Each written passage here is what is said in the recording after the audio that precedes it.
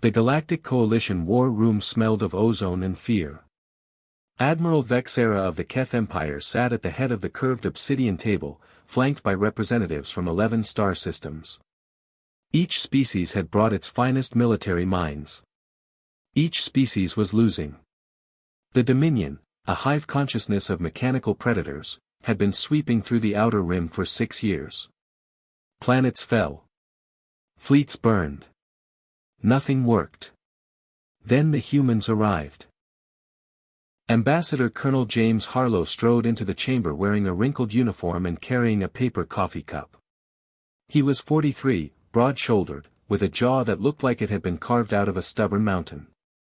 Behind him walked his tactical officer, Lieutenant Dana Reyes, hauling a crate that rattled with every step.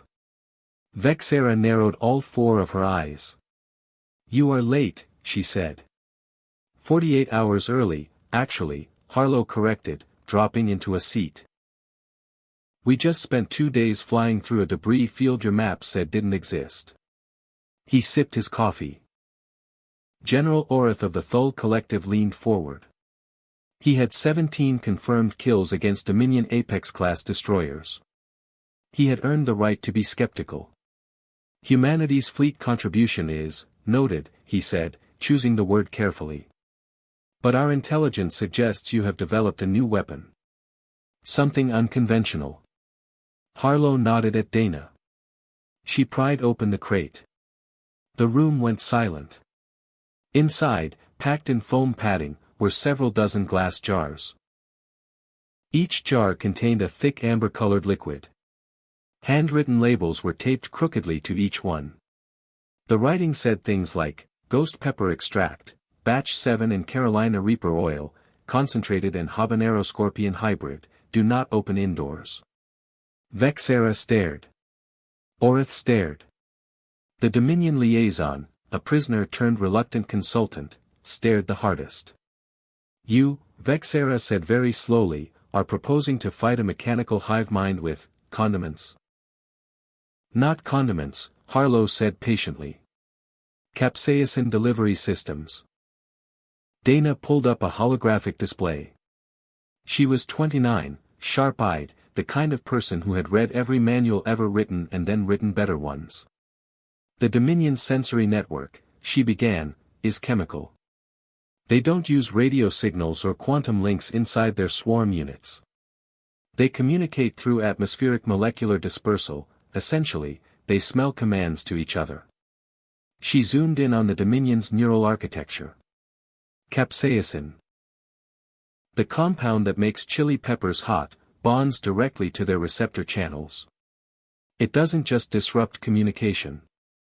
It floods the system. Every unit in range receives the equivalent of a simultaneous, unfiltered scream. Silence. "How did you discover this?" Orth asked. Harlow shrugged. "Chef on one of our border stations made a big batch of ghost pepper salsa. A Dominion scout unit came through the ventilation system.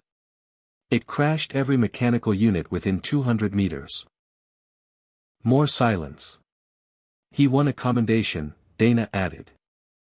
3 days later, the Coalition fleet engaged the Dominion at Corridor 9, a narrow passage between 2 dying stars that the Dominion used as a supply route. Humanity's contribution was a retrofitted cargo hauler named the Margaret Ann, piloted by Captain Roy Beckett, a 50-year-old Texan who had once driven an 18-wheeler and saw no fundamental difference between that and a starship. The Margaret Ann carried no rail guns. No plasma torpedoes. No shielding beyond the standard civilian grade. It carried 42,000 liters of ultra-concentrated capsaicin aerosol, pressurized into dispersal pods. When the Dominion swarm filled Corridor 9, 300 units strong, humming with mechanical certainty, Roy hit the release. The cloud bloomed through space like a red ghost. The Dominion swarm stopped. Then it started screaming. Not in sound, in pure electromagnetic chaos. Units collided. Formation collapsed. The hive mind, overwhelmed by a billion simultaneous pain signals it had no category for, began looping its own distress signal back into itself. In 11 minutes, it was over. Vexera found Harlow on the observation deck afterward, drinking another coffee, watching the debris field slowly drift. "You are the strangest species," she said. "Yeah," he agreed. "You weaponized food. We weaponized the feeling of food." He paused. "There's a difference." She watched the stars for a moment. "Your chef," she finally said. "Does he make anything else?" Harlow smiled for the first time since he'd arrived. "Ma'am," he said, "you have not lived until you've tried his brisket."